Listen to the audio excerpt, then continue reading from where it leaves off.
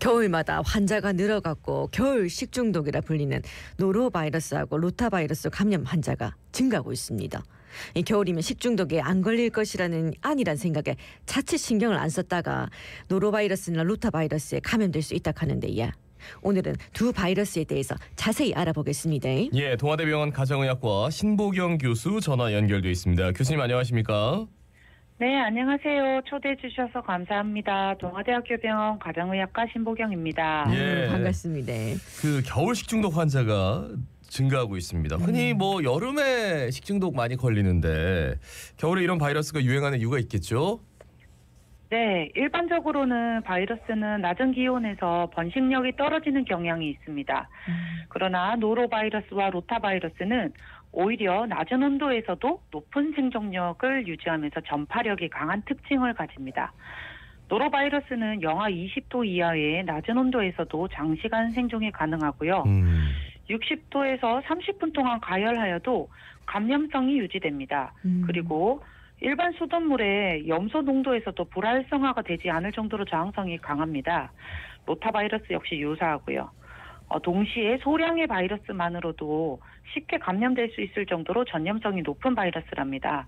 이런 특징들 때문에 감염자 한 명이 수십 명으로 전파시키고 수십 명은 100명으로 전파되는 양상으로 결국은 요양원, 어린이집, 캠프, 군대, 지역사회가 전파되는 양상을 보이는 특징이 있습니다. 보니까 이 로타바이러스 감염증 환자가 7년 만에 지금 최다를 기록을 했다고 하는데, 노로바이러스는 좀 많이 들어봐서 익숙한데 로타바이러스는 뭔가요?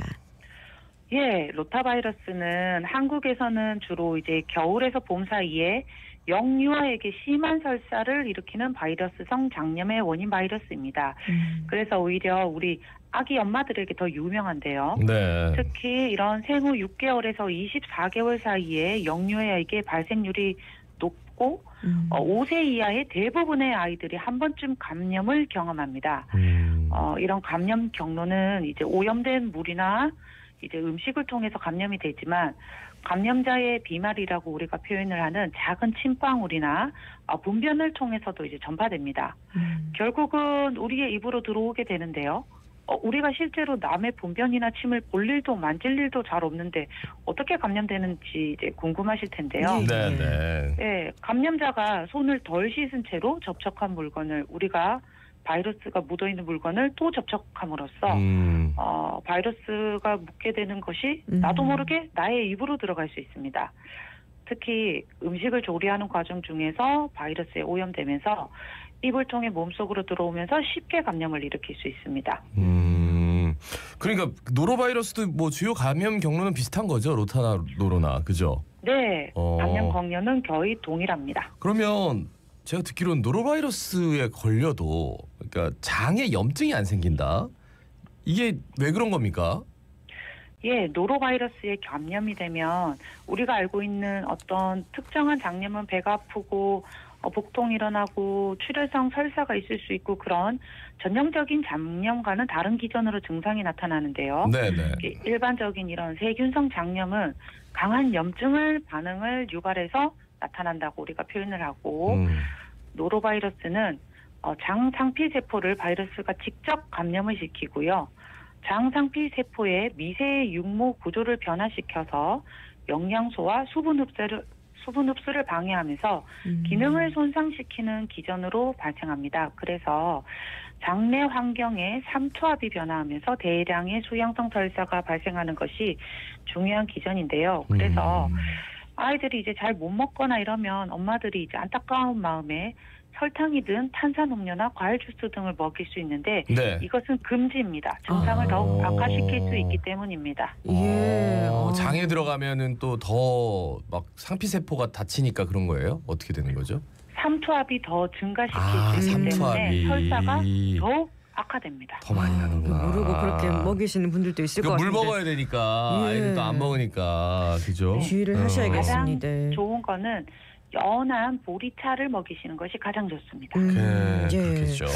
그렇다면 이 로타바이러스하고 이 노로바이러스 증상이 좀 나타나면 반드시 병원 가서 좀 치료를 받아야 하는지도 궁금한데 이게 저절로 낫지는 않습니까?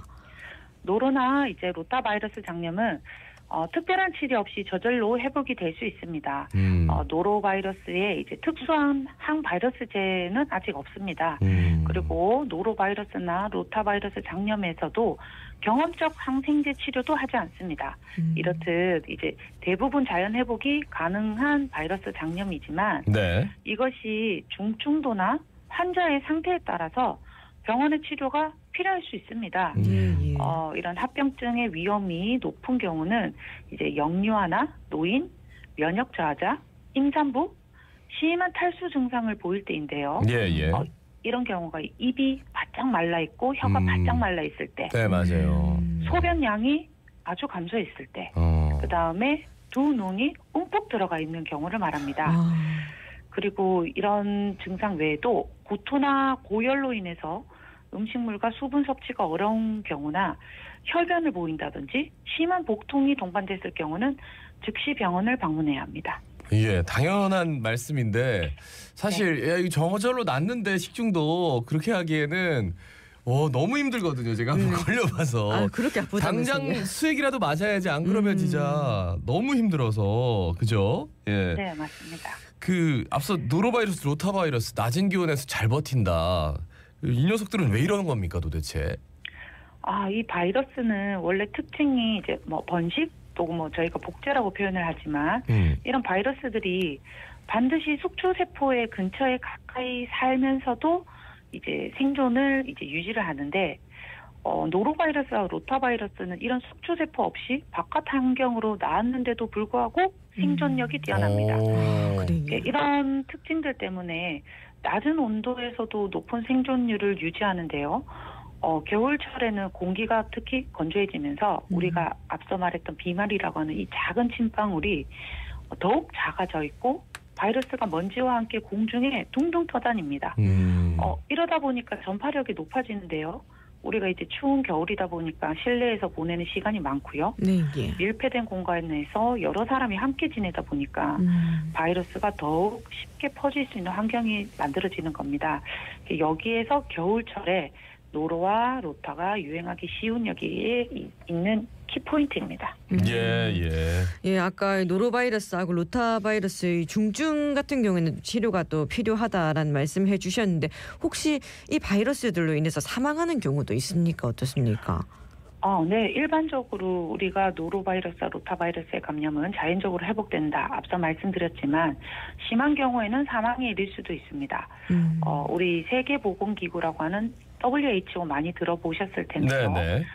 이 기구에서도 개발도상국에서 예방접종이 이루어지지 않은 경우에 로타바이러스로 인한 영아 사망률이 너무 높아서 경고를 이제 하고 있고 이런 예방 백신을 이제 나눠주기도 하고 그렇습니다. 근데 우리나라에서는 로타바이러스 예방 접종이 지금은 보편화가 되어 있고 이 바이러스로 인해서 이제 사망률 자체도 크게 감소해 있습니다. 네네. 그렇지만 심한 탈수로 인해서 병원 치료를 받지 않을 경우에는 위험할 수 있다라는 사실을 인지해 주시고 유아뿐만이 아니라 노인분과 면역력이 약한 환자들에게서도 결국은 사망을 유발할 수 있다는 것이죠.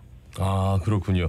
앞서 이제 항바이러스제 이것도 좀 처방을 잘 안 한다라는 말씀도 해주셨는데, 그죠? 그럼 네.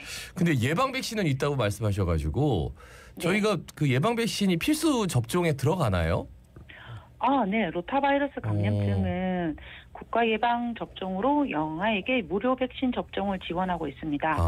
그리고 백신을 하면서 접종을 하면 감염이 되더라도 중증도를 크게 줄일 수 있습니다. 예. 그렇지만 이제 현재 노로바이러스는 예방 백신은 없고요. 개발 중에 있습니다.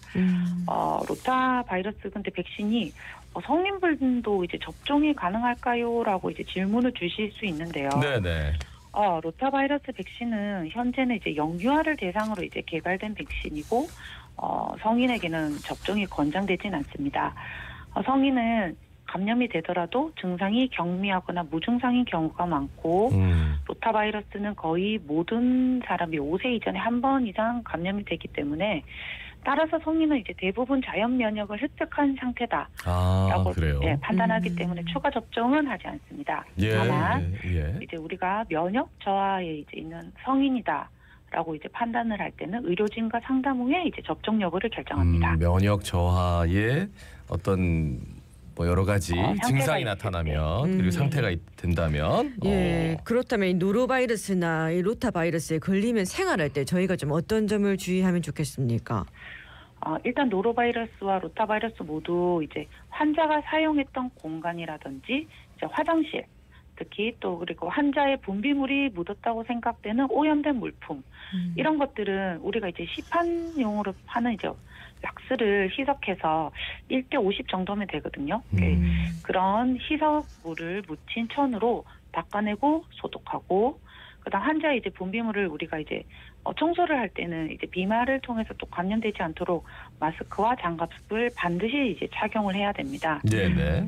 그리고 이제 우리가 감염된 이제 환자라고 이제 판단을 했을 때는 증상이 사라진 후입니다. 증상이 사라진 후에 24시간까지 등원, 그다음 등교, 출근을 저희가 자제를 시키고요. 예. 특히 이제 조리 종사자나 이제 단체 생활을 하는 이제 보육시설, 요양시설, 그리고 이제 큰 단체 이제 음식을 만지시는 분들은 증상이 소실된 이후 48시간까지 근무를 제한해야 합니다.